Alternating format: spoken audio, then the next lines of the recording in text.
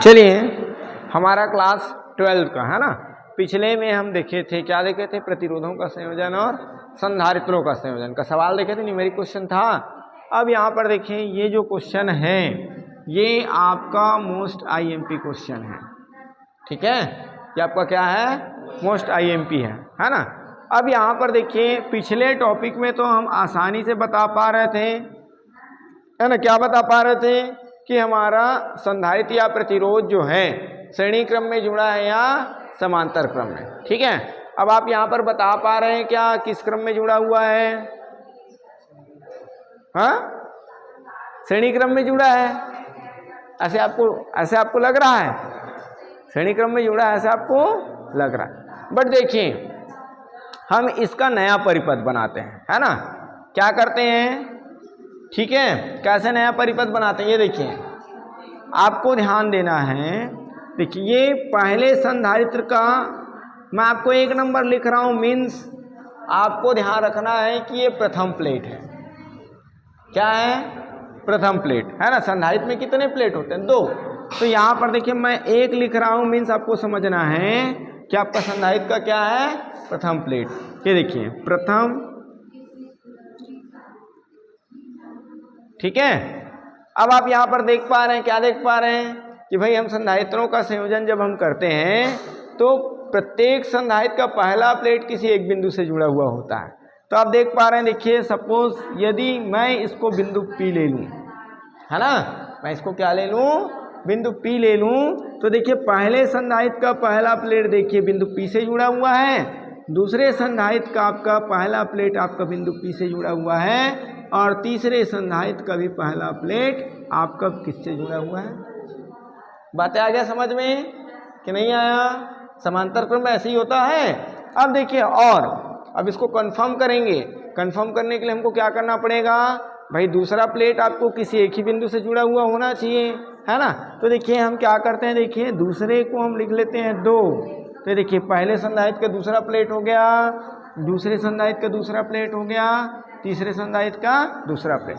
तो अब देखिए, ये देखिए दूसरा प्लेट, सपोज मान लेते हैं ये क्या है? बिंदु Q है। क्या है? बिंदु Q। और उसके बाद ये देखिए, है ना, इसका भी क्या है? दूसरा प्लेट है पहले का, और ये आपका दूसरे का भी दूसरा प्लेट है। तो कौन सा क्रम हुआ भाई? कौन सा क्रम हुआ? समांतर, यही हुआ। ठीक है, मतलब हम इसे क्या बनाएंगे? इस तरह से बना सकते हैं। ठीक है ना, इसे हम कैसे बना सकते हैं? परिणामी, ये आपका, ठीक है, ये आपका परिणामी परिपथ बन जाएगा ऐसे, परिणामी परिपथ। क्लियर है कि नहीं है? ठीक है ना। अब मान लेते हैं इसको A और इसको मान लेते हैं B। ठीक है, प्रत्येक संधारित्र का पहला सिरा जुड़ा हुआ था बिंदु P से, दूसरा सिरा जुड़ा हुआ था बिंदु Q से। क्लियर है? बोल सकते हैं ऐसे कि नहीं बोल सकते? बोल सकते हैं। ठीक है, ये आपका देखिए पहला हो जाएगा आपका 1 माइक्रोफैरड। सबका क्या है? 1 ही माइक्रोफैरड है। ठीक है, ये आपका 1 माइक्रोफैरड है ना। इसको C1, C2, C3। ये देखिए मोस्ट आईएमपी सवाल है ये, है ना। ठीक है, ये सवाल क्या है? मोस्ट आईएमपी है। अब यहाँ पर देखिए, यहाँ पर क्या लिखेंगे? चूंकि दिया है, चूंकि दिया है, क्या दिया है? C1 बराबर C2 बराबर C3 बराबर 1 माइक्रोफैरड दिया है। दिया है कि नहीं दिया है? अब हम क्या करेंगे? यहाँ पर हम बात करते हैं, है ना। मान लेते हैं, माना परिपथ की परिणामी धारिता, ठीक है, रिजल्टेंट कैपेसिटी ऑफ, ठीक है, सर्किट। माना परिपथ की परिणामी धारिता, परिणामी धारिता, ठीक, C हो तो क्या होता है? जब संधारित्रों को हम क्या करते हैं? समांतर क्रम में जोड़ते हैं तो क्या मिलता है? 1/C is equal to 1/C1 plus, समांतर में यही मिलता है ना। श्रेणी में तो डायरेक्ट मिलता था संधारित्रों के संयोजन का। ठीक है, ठीक बोल रहा हूं मैं कि गलत बोल रहा हूं? गलत बोल रहा हूं, हाँ, है ना भाई। समांतर क्रम में क्या होता है, C बराबर C1 plus C2 plus C3 ये मिलता है। श्रेणी में आपका मिलता है 1/C इज इक्वल्स टू, है ना, श्रेणी में अपॉन वाला मिलता है, बट प्रतिरोध में उल्टा होता है। हाँ, है ना, प्रतिरोध में उल्टा होता है, कंफ्यूजन नहीं होना है, ठीक है ना। तो यहाँ पर क्या हो जाएगा, देखिए C is equals to C1 की वैल्यू 1, C2 की भी वैल्यू 1, है ना 1, तो ये आपका हो जाएगा 1 + 1 + 1, है ना 3 माइक्रोफैरड। बताया समझ में। यही सवाल आपका 3 साल आ गया है, 3 बार, इसलिए तो मैं आपको बोल रहा हूं कि मोस्ट IMP है, ठीक है।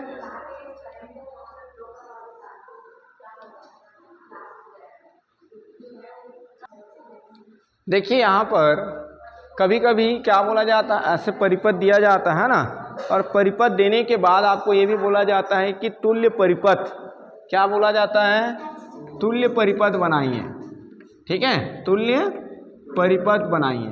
तो आपको तुल्य परिपथ भी बोलेगा तो क्या करना है, जो परिपथ दिया हुआ है उनको पहचान कर ऐसे ही समंजित करना है कि वो श्रेणी क्रम में है कि समांतर क्रम में, वही इसका तुल्य परिपथ कहलाएगा, ठीक है, वही इसका क्या कहलाएगा, तुल्य परिपथ। सपोज यहाँ पर देखिए आपको तुल्य परिपथ बनाने के लिए बोल दिया जाए, है ना, तुल्य परिपथ बनाने के लिए बोल दिया जाए, और ठीक है, तो हम क्या करेंगे, देखिए और जोड़ दें इसमें कुछ, और जोड़ दें कुछ इसमें और कुछ जोड़ दें क्या, ठीक है। जैसे सपोज देखिए हमारे पास एक क्वेश्चन है ना, आपके बुक में क्वेश्चन क्या है मैं आपको बता रहा हूँ, ठीक, हाँ। जैसे सपोज इसी में आपको क्या बोला गया है, ऐसे जोड़ दिया गया है, ठीक है ना, ये आपको ऐसे जोड़ दिया गया है, ठीक। और देखिए यहाँ पर ये बिंदु A है, ये B है ना, A B, और इसको दे दिया गया है नाम C, और इसको दे दिया गया है D, ठीक है, इसको क्या दे दिया गया है, D, ठीक है। बातें आ रहा समझ में। तो हमको करना क्या है, इसका बोला गया है तुल्य परिपथ, है ना, बनाइए, क्या बोला है, तुल्य परिपथ बनाइए, ठीक है। तो अब फिर हम वही करेंगे, तो भाई हमारे पास क्या है, देखिए हमारे पास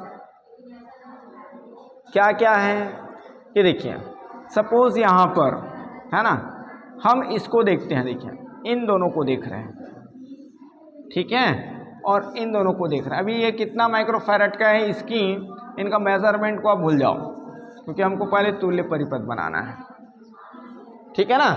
तो हमको तुल्य परिपथ बनाना है, तो देखिए इसमें क्या हो रहा है, सपोज ये आपका क्या हो जाएगा, इसका पहला प्लेट, है ना, या इसका पहला प्लेट और इसका पहला प्लेट एक ही बिंदु से जुड़ा है ना, ठीक है। या आप ऐसे कर सकते हैं, क्या कर सकते हैं, देखिए ABC, ये देखिए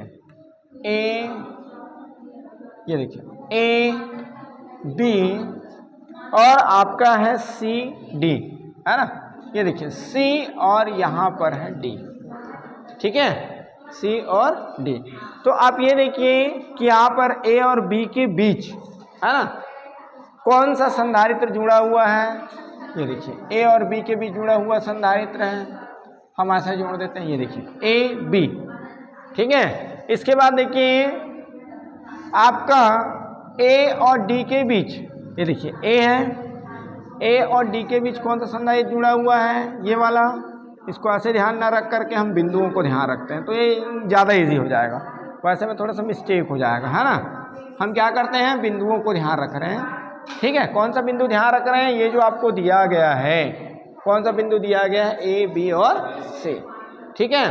तो यहाँ पर क्या हो जाएगा, देखिए अब ये तो A B हो गया, इसके बाद कौन कौन सा, A और D के मध्य, A और D के मध्य एक जुड़ा हुआ है, कौन कौन सा कर लिए, सॉरी ये हो गया, है ना। उसके बाद आपका क्या, देखिए DC, तो देखिए ये आपका D और C के मध्य एक जुड़ा हुआ है, तो यहाँ पर हम करेंगे यहाँ से। ठीक है, 4 बिंदु दिया था, हम 4 बिंदु पहले फाइंड किए। फाइंड करने के बाद हम ध्यान दे रहे हैं क्या कि कौन सा बिंदु किसके साथ जुड़ा हुआ है।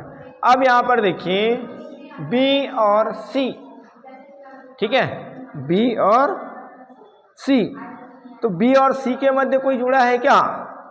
ये देखिए हमारा कौन सा हो गया, AB हो गया है ना, AD हो गया, ठीक है, और क्या हो गया, CD हो गया, हो गया। बट यहाँ पर देखिए नीचे वाला ये जो है आपका है ना, ये आपका कौन सा है, B और C के मध्य जुड़ा हुआ है, तो ये आपका हो जाएगा है ना। अब आपका बाकी क्या रह गया, ये देखिए हमारा क्या हो गया, 4 संधारित्रों को हम समायोजित कर दिए। अब बाकी रह गया बीच वाला है ना। बीच वाला कैसे जुड़ा हुआ है, देखिए B और D के मध्य, तो हम क्या करेंगे, इसको B और D के मध्य जोड़ देंगे। आया बात समझ में कि नहीं आया? आ गया।